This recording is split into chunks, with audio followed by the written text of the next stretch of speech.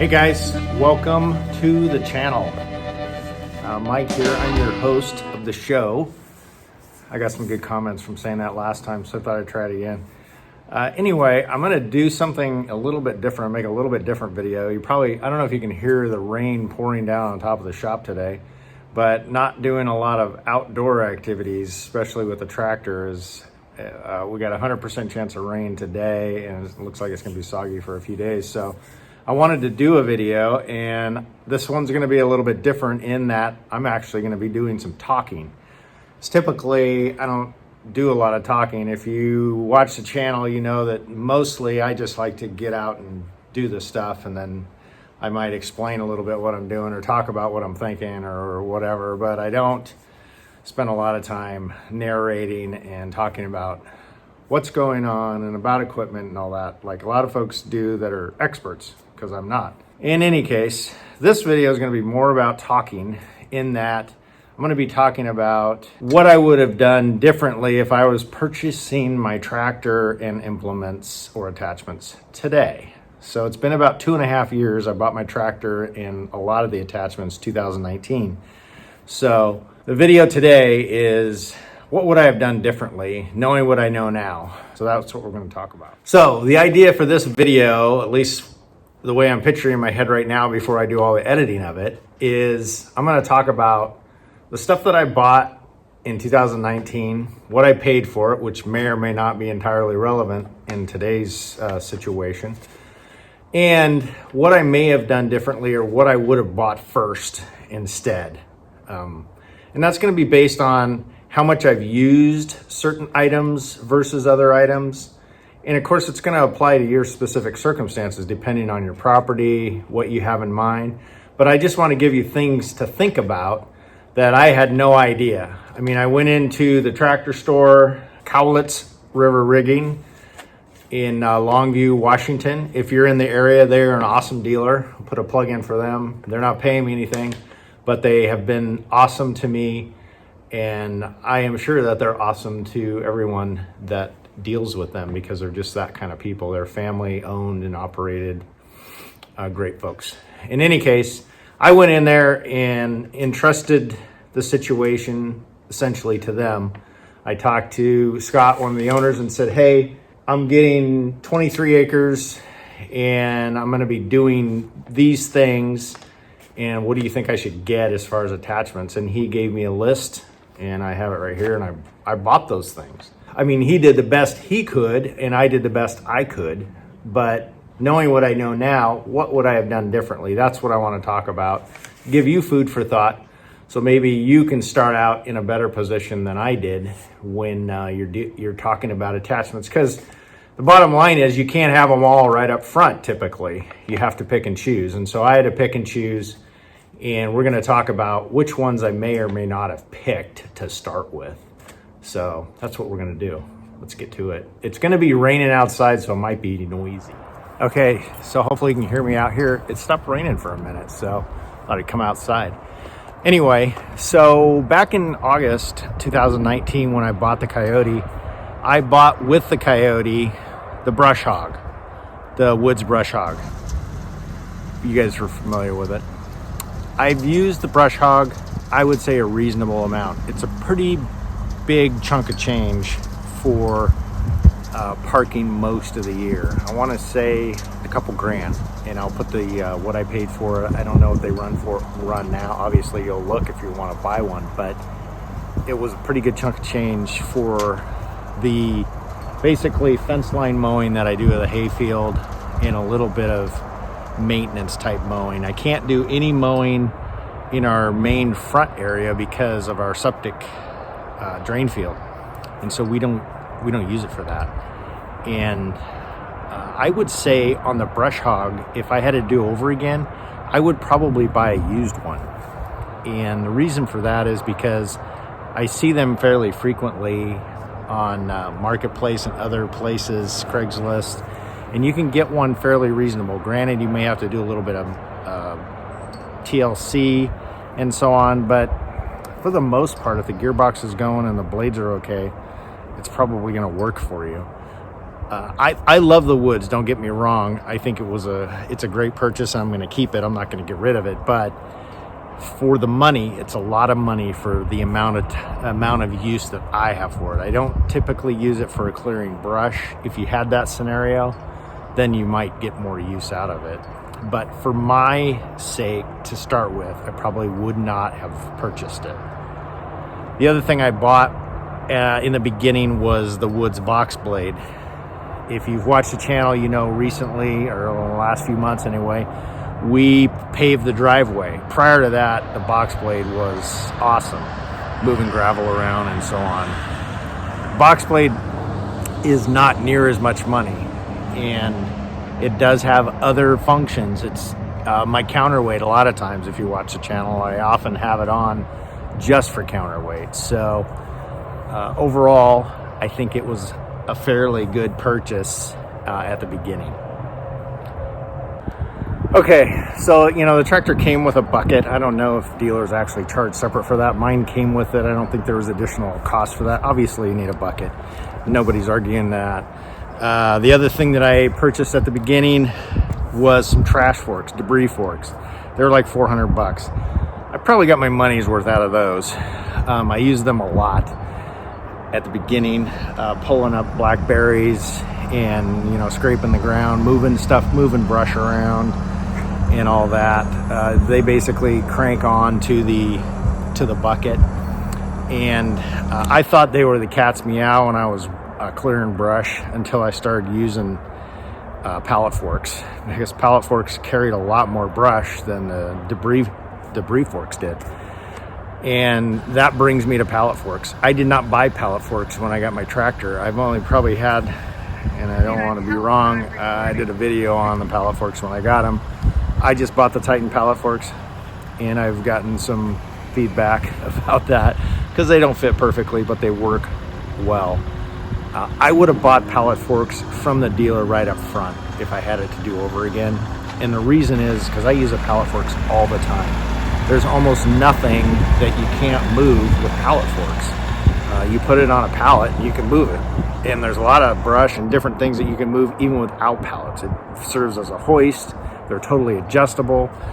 You can tie off to them. You can do all kinds of things with pallet forks. I didn't realize that at the time, and it didn't even occur to me because I'm like, I'm not running a business or a warehouse. I don't need pallet forks. Pallet forks are something I would have bought right up front.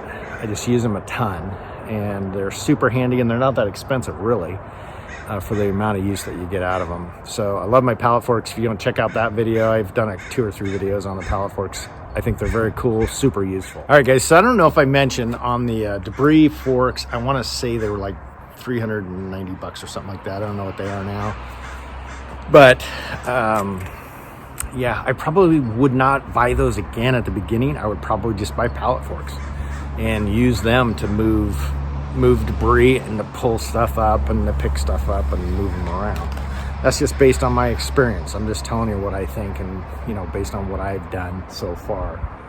The biggest attachment and the thing that really eats at me is the backhoe. So I added the backhoe, and I want to say it was like $6,500, about $6,500, somewhere in there. I don't know what they are now. And I dug a ton of ditches and holes and put in posts and water lines and electrical lines. We ran new electrical for our house and all that sort of stuff. So I used the backhoe a lot. That being said, about the backhoe, would I do it again? It's a lot of money. I was convinced I needed it. And like I said, I haven't figured it out, but I've probably dug hundreds and hundreds of feet of ditch, and I've dug stumps up, I've moved wood, I've moved rocks, I've torn down, I took some stuff down, I teared some stuff down, you know what I mean? A couple sheds, decks and stuff. And did I need the backhoe for that? No, but it was a lot of fun. But was it $6,000, $7,000 of fun? I don't know. Would I have bought something different? Maybe. I think it would have been a huge pain in the butt to have to go rent one for all the stuff that we did here. We basically replaced every structure on the property. Some had never been here before that we built and put in, and we ran the wiring, even the stuff that I had the electricians do and so on. I dug their trenches to save money. So, did I get my monies out of it? I don't know. It's close. What bothers me now is here we are, 2.5 years later, and it does a lot of sitting. I'm hoping to play with it this summer to make myself feel better. I tell my wife that I'm like, it drives me crazy when stuff just sits and I'm not using it. I feel guilty. And she says it's an investment in equipment. It's not losing money while it's sitting there. But if I'm not using it, I feel like, why am I keeping it? Anyway, the backhoe is kind of up in the air. You really have to decide, do you have a lot of stuff that you could do with a backhoe, or could you just rent one a couple times a year? Especially if you could rent an excavator type of situation, which I did use before I even got the tractor to put in the shop electrical. And they're pretty versatile and very effective, much easier than a tractor in a lot of ways. So something to keep in mind. Okay, so I think we talked about all the things that I bought up front when I bought the tractor. We had the bucket, which came with the tractor. We bought the box blade. We bought the Woods brush hog. We bought the debris forks. What am I forgetting? I think that's it to start with, okay? Later on, I did buy the post hole digger, and I've used that quite a bit. You've seen those videos, or hopefully you've seen those videos.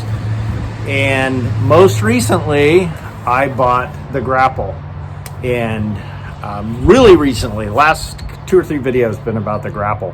I wish I'd have bought the Grapple at the beginning, honestly.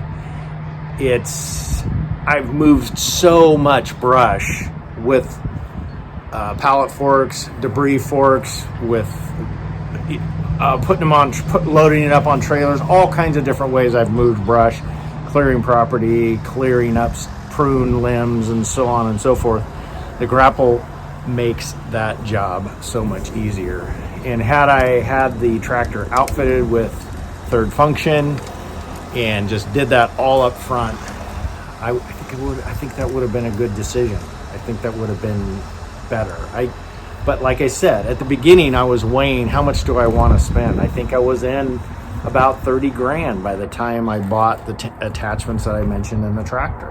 And so that was a benchmark I didn't want to go past.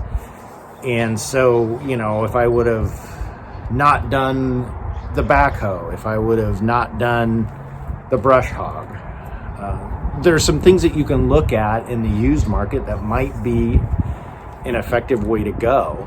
I wanted to start out with stuff that was reliable right up front, get the job done, not really knowing what I was doing, and still learning every day. But that being said, I think I would have gone with the Grapple up front. I think I would have gone with the box blade up front, and I would have gone with the pallet forks up front. The questionable ones are the brush hog and the backhoe. I don't think I would have probably gone that route, but I don't know. It's hard to go back and say I wanted to rent something for all those projects, right? But anyway, so hopefully you found this helpful. It's a short kind of thrown together I'm just kind of spewing it out there. I don't have a script or anything. I'm going to try to edit this down to the point where I could put some figures in there, at least from 2019, as helpful as that might be. And then also some clips of the different things that we've talked about, just so you can, if you're just tuning into this channel, you can look at how those different things are used.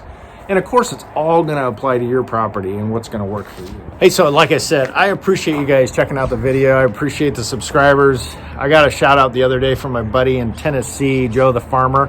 And I got to throw it back at him because just a super, super nice guy, down to earth, straightforward, honest. If you haven't checked out his channel, you should.